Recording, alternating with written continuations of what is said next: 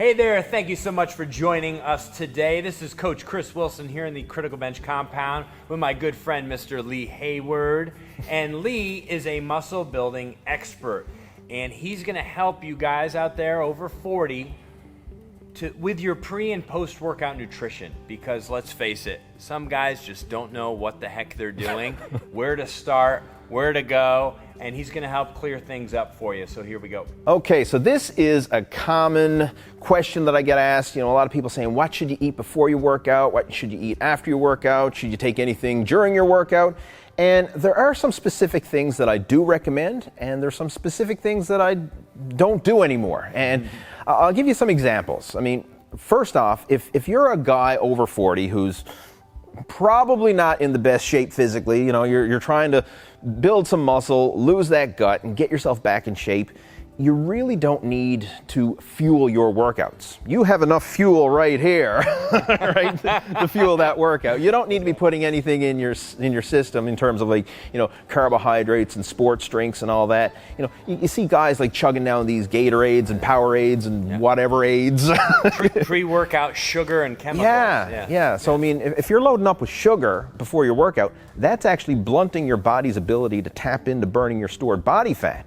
So personally, I don't have any caloric intake before my workouts. What I will have is a cup of coffee.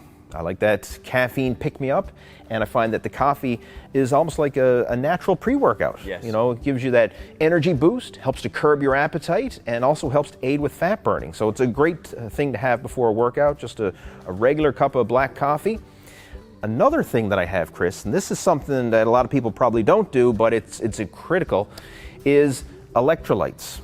So sodium, potassium, magnesium, these three things, what I often do is, it's kind of a bit, you know, crude, but I will get some like sea salt or Himalayan pink salt, any type of salt, really doesn't matter. Yeah. And I'll pour like a quarter teaspoon of salt on a teaspoon, like shake it out, just put it in my mouth, chase it down with water.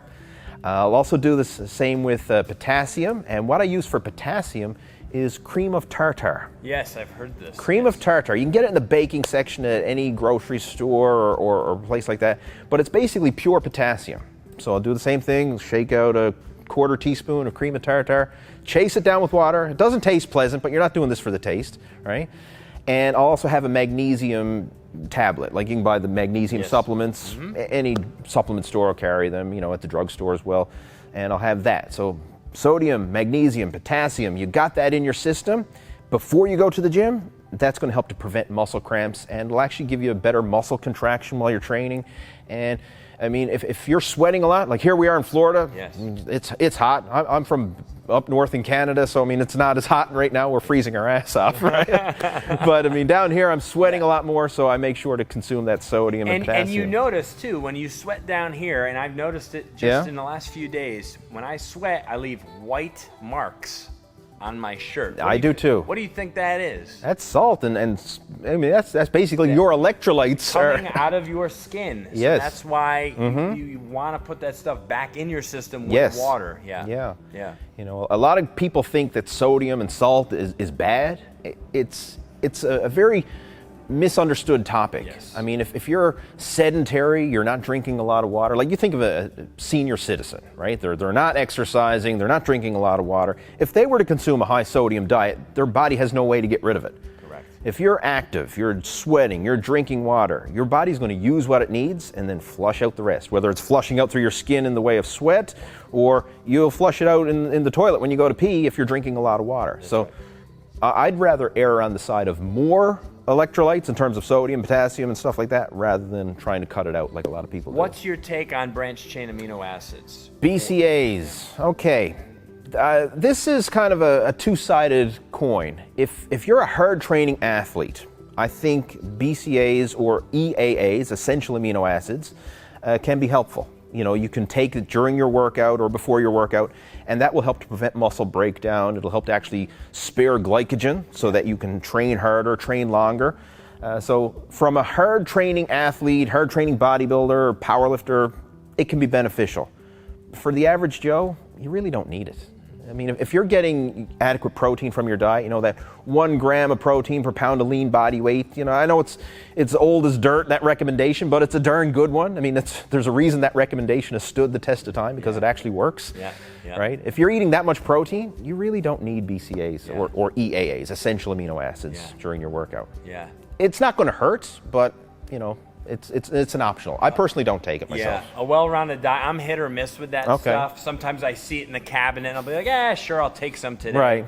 But honestly, if you have a well-rounded diet and you're eating your lean meats and you're eating, you know, healthy fats, and you're getting in good complex carbohydrates and some fruits and vegetables and well-balanced diet. I mean, then you're good to go. And really, it just comes down to water consumption and getting proper rest. I mean, these are the things that are really building your body, right? The training's important, but you know, the repair and the anabolic portion of your days is best spent in bed. Right. so that's where you're growing. That's where when you're sleeping in the night. While you're sleeping. So focus your efforts there. So that's your post-workout. Right. Get a good night's sleep.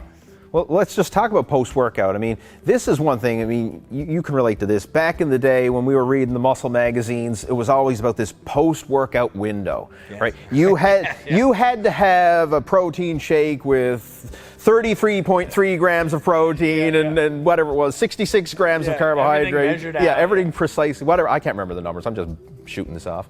But you had to have this precise post-workout shake within 30 minutes of your workout, or that workout was garbage and you're not going to make any gains. And man, it's a crock of BS, right? I mean, I'm not saying that there's no point to post-workout nutrition. If you're a hard training athlete, if you're training multiple times a day or something like that, maybe, you know, if you're doing twice a day, like you say, post-workout nutrition can help. But if you're working out 3 times a week, it makes no difference, because your meals that you have in between those 3 workouts a week are going to more than fuel your workouts and help to recover. So again, it depends on the situation, and that's why I'm gearing this towards men over 40 who are probably not training twice a day, 6 days a week. You're maybe, you know, you're lucky to get 3 days in there. So post-workout nutrition, it's overrated.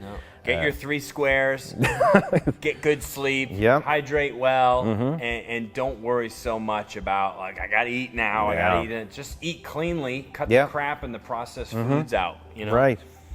That's my take. There you go. I mean, all I do is after a workout, I literally wait till my next meal. And that's when I'll have my post-workout nutrition, is whatever my next meal is. And that's actually beneficial from a fat burning point of view, because in that hour or so after the workout, your metabolism's jacked up, your hormones are jacked up, so you're actually burning more body fat. If you don't put anything in, what do you have to tap into? That stored body fat for energy.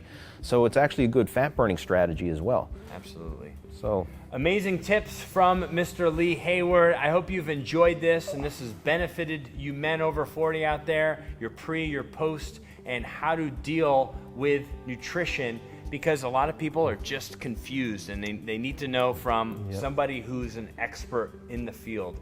Thank you so much for enjoying this video today. And before you go, we have a video from this guy and another great video from Critical Bench. We'll see you soon.